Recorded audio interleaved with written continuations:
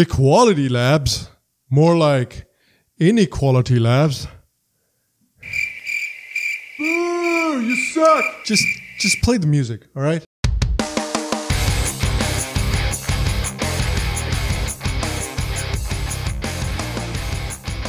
Hello, and welcome to another edition of the Sharma Show. Thank you very much for joining me today. Thank you very much for watching. I appreciate you. The South Asian activist. Fascinating creatures. They come from the English-educated, liberal, elite, middle-class to upper-middle-class backgrounds of the larger Indian cities. They're one of the few creatures with special muscles in their noses that gives them the ability to sniff out fascism everywhere. Is there fascism under that tree? They can sniff it out. Is there fascism in that restaurant? They can sniff it out. Amazing creatures, blessed with an amazing power, but also an amazing burden of being able to see fascism in every conceivable scenario.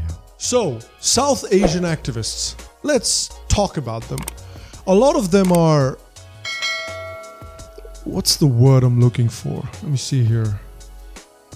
Terrible. So a few weeks ago, I talked about a South Asian activist group in the US called Students Against Hindutva Ideology, and I talked about how terrible they are.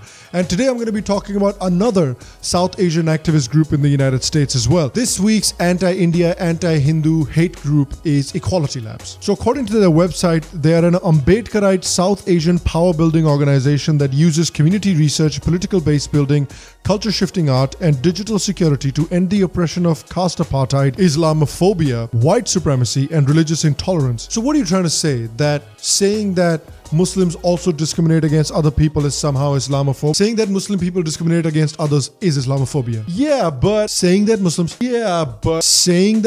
discriminate against other people is Islamophobia. So why am I talking about Equality Labs today? Well, apart from the fact that some of their prominent leaders hang out with avowed anti-Hindu bigots and Christian supremacists, the reason I'm really discussing them is because they've been getting a fair amount of mainstream media attention recently in organizations like the New York Times and Reuters. So a story broke in these organizations where California regulators sued Cisco Systems, accusing it of discriminating against an Indian American employee and allowing him to be harassed by two managers because he was from a lower caste than them. Now, some of the details in this lawsuit aren't very clear. For example, the name of the person that accused that he has been harassed has been hidden. And basically, the claims is that this person got harassed because he got into the IIT in India, and so a couple of his employers used that to harass him. Now, this is a case where two things can be true at the same time.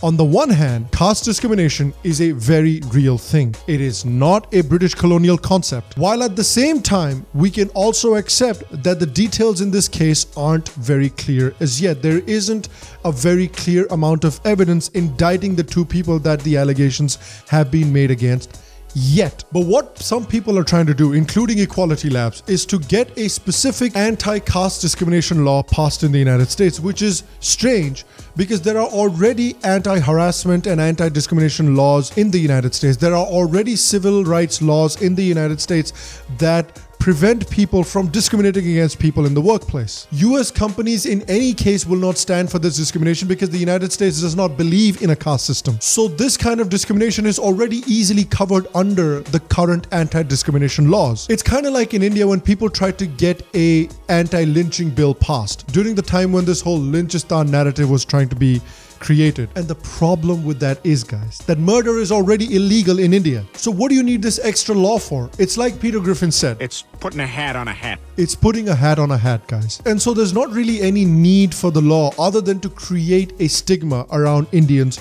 and around Hindus in the United States. And one of the groups that is at the forefront of creating this stigma is Equality Labs. So like I said, Equality Labs, according to themselves, they are an Ambedkarite organization. So they've been getting traction in the mainstream media, and the Reuters article that talked about the Cisco case also quoted Equality Labs when they said that the civil rights group Equality Labs in 2018 cited in the lawsuit found that 67% of Dalits surveyed felt treated unfairly at their US workplaces. Now see, felt is a very suggestive word. There are people that have felt that they were abducted by UFOs, but does that make it a fact? You know what? Maybe. Anyway, let's explore these Equality Labs people for a bit, shall we? So one of the claims that Equality Labs makes right out the gate is that caste is somehow determined by birth in Hindu philosophy. This is one of the favorite claims to make for a lot of these South Asian groups, and it is also wrong. Because again, guys, it is possible for two things to be true at the same time. On the one hand, caste is not based on birth in Hindu philosophy. It says so in the Vedas, it says so in the Bhagavad Gita, and even Ambedkar, their hero, acknowledged it. Even Ambedkar had said that the Varna system was essentially a class system in which individuals, when qualified, could change their class, and therefore classes did change their personnel. So see, this is the worst kind of cherry picking. But on the other hand, it is also true that caste discrimination is a very real thing, and many smritis within Hinduism also encourage discrimination based on caste. And it is also true that caste-based hierarchy has become pretty rigid in the last few centuries in India. It is also true that 90% of the Indian immigrants that come to the United States are from the upper caste because they have historically had better opportunity than the other castes. So all of these things all along the spectrum can be true at the same time. That's too much nuance for Equality Labs, and it really sets the tone for the disgusting amount of cherry picking that this organization does. One of the most amazing and frankly entertaining things about Equality Labs is their research section. It is a goddamn goldmine of this postmodernist bullcrap. So let's take a look at just a couple of these gems, right? So one of these gems is how brown girl solidarity harms us. Nice. So on the one hand, all brown girls, all South Asians need to come together. But on the other hand, if they do come together, if they do show solidarity, then that's also harmful. You're so dumb. You are really dumb. For real. Oh, and it gets worse. And before I go ahead, please make sure that you're wearing a mask for the next bit that I'm about to read, because it is so cringe, it is so terrible that if you see it without a mask, it will give you coronavirus. At a time when India hangs at the precipice of genocide post the passage of the Citizenship Amendment Act and our homelands are experiencing a rise in fundamentalist power, brown girl influencers are overwhelmingly silent. See? Aren't you glad that you put your mask on? What genocide? How will CAA lead to genocide? If anything, the CAA is actually protecting Pakistani, Bangladeshi and Afghani Hindus and Sikhs from genocide. Like, this is just a rant that makes no sense. Like, this is what it makes you sound like. I don't like them putting chemicals in the water that turn the friggin' frogs gay. Do you understand that? Serious crap. Gay. Frogs, friggin' frogs. I'm gonna say it real slow for you. Gay. Frogs. That's what you sound like, Equality Labs. And by the way, Ambedkar, your hero, believed in a complete exchange of populations after partition. He believed that only when all the Muslims move over to Pakistan will India be a peaceful country. And he had some pretty serious views about Islam and how he believed that Islam cannot be conducive to a democratic society. So if Ambedkar was alive today, according to these South Asian Ambedkarites, Ambedkar would be the worst kind of Hindu fascist. These people say that they're pro-Dalit, but at the same time they oppose the CAA, which is mostly helping out Dalit. You're gonna seriously need a roadmap to find out how these people are pro-Dalit. And what's their recommendation to stop this genocide, to stop this fundamentalism in India? Dalit feminists should be the leaders of the women's rights movement in India. And this really explains their mindset in a nutshell. So now equality is not enough. Making sure that all people are treated equally under the eyes of the law is not enough. Now, all the other castes must be subservient to the Dalits. See, this is what we hear from a section of the Black Lives Matter movement as well. Creating equality is not enough. Black voices should be treated with more importance, and black people should be given more importance in society because they were oppressed and because the white people alive today have privilege. Let's look at another gem in their research section about why Holi is so horrible. It really seems like the Holi Against Hindutva people took direct inspiration from this essay. So it says that for centuries, activists and historians from India's indigenous communities and oppressed castes have argued that the myths around Holi were deliberately built to hide a violent overthrow and conquest. See, I figured it out finally. These people are the flat earthers of the SJW movement. These people, by pushing the Aryan invasion theory, are still pushing a widely debunked theory. This theory has been widely debunked by many authors, including people like Shrikant Talageri, who in my opinion has the most authoritative takedown of the Aryan invasion theory. So if you want to know more about the Aryan invasion theory, go read the books by Shrikant Talageri. That's my recommendation for this week. There is no racial component in the caste system. Anyway, here's where it gets really good. And again, fair warning, put on your masks, because if you see the next part without your mask, it will probably give you the coronavirus.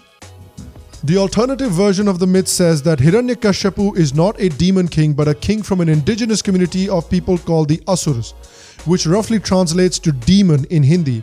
Asurs still live in large numbers in the eastern part of India.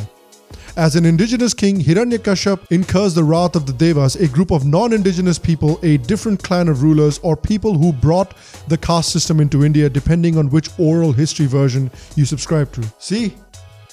Aren't you glad you wore a mask? So they're saying Hiranyakashipu was an Asura who was oppressed by the Brahmin Devas. Well, guess who the father of Hiranyakashipu was? It was Rishi Kashyap, one of the Saptarishis. Hiranyakashipu was a Brahmin who was the son of one of the most famous Brahmins in Indian culture.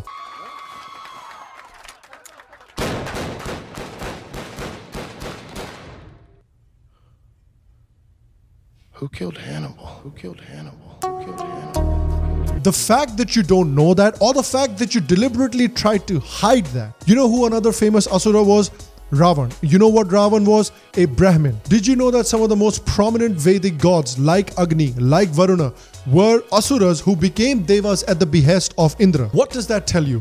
Clearly, that tells you that being an Asura has nothing to do with your caste or your race. Whether you're an Asura or not is determined by your qualities. Ravan and Hiranyakashipu were Brahmins who became Asuras because of their negative qualities. This stems from a recent shift in, these Marxist warriors from a class conflict to an identity politics conflict. Now, according to people, instead of judging people by the content of their character, it is important to judge people by the color of their skin and by their race. So what Martin Luther King used to say has completely been flipped. The only thing that matters now is who has power and who doesn't have power, according to these people. So this SJW movement honestly is basically like a neo-Christianity, because it has burdened a group of people with an original sin, which is called privilege. Then there are also commandments like one must not question the oppressed class, or there is no such thing as a biological sex. Then, just like in Abrahamic religion, there are chosen people like the Dalits and the Muslims. And just like Christianity, the only way to get salvation is to consistently repent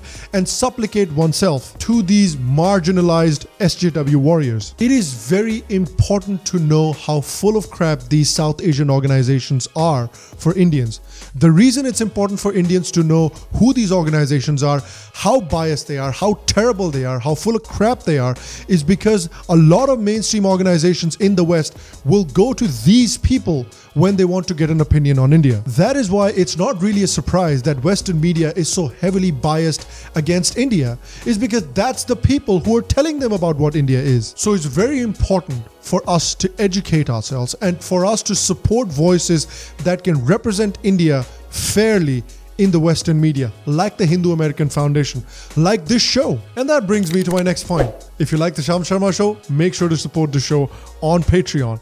Also guys, I want to ask you as well, did you know about Equality Labs before this video? And what do you make of some of the claims that Equality Labs has made as well? Once again guys, if you liked today's episode, make sure to leave a like, leave a thumbs up, leave a comment down below in the comment section as well. And if you like today's episode, if you like what we do here on the Sham Sharma show, and if you haven't subscribed to the channel yet, what are you doing? Trying to grow this English channel. Make sure to click on the subscribe button. Make sure to subscribe. Make sure to share. Make sure to comment. Check out our videos here and here. I'm sure you'll enjoy them as well. I will see you for the next episode. Until then, stay happy, stay healthy, and I'll see you guys soon.